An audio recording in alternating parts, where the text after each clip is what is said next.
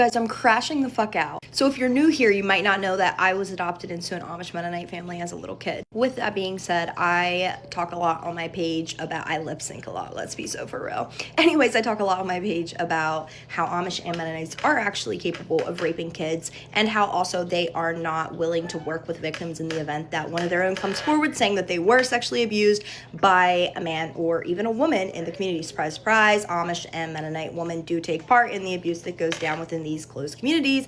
Anyways, that's a whole other can of worms. With that being said, what I am currently crashing out about is the fact that I, current day, live in the middle of different Amish Mennonite communities, like honestly 5 different ones that I can think of off the top of my head. With that being said, out of said communities, I would be able to personally pull a whole fucking list of individuals that have been abused within said communities that have not received any support from said communities. I'm talking no support. I'm talking the blame is put on the victims for being abused.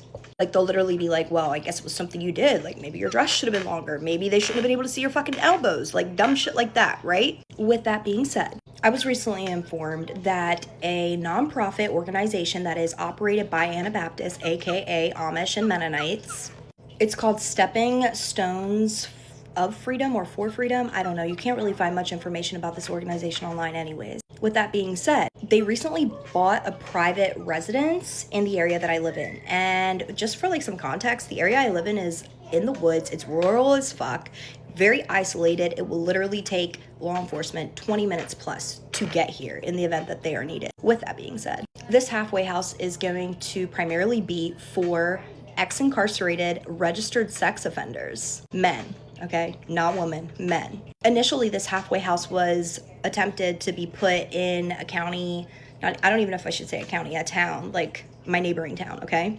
And they were actually run out of the town due to like zoning issues and everything. Like, the town had an emergency township meeting and etc., and it was shut down.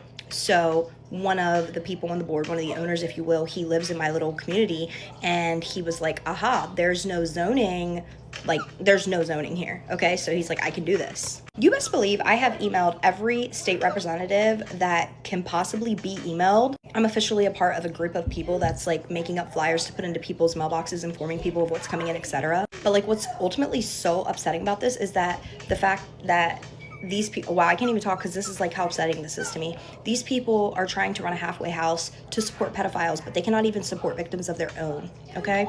Something like the math is not mathing there. So if you got to the end, good on you. If you have any fucking insight into a situation like this, if there's anything that you think that I could do to create some form of pushback for this halfway house, I honestly don't even think we should be calling it that. Please comment below. At the very least, like, show some like enragement with me, please. Jesus. Okay, bye.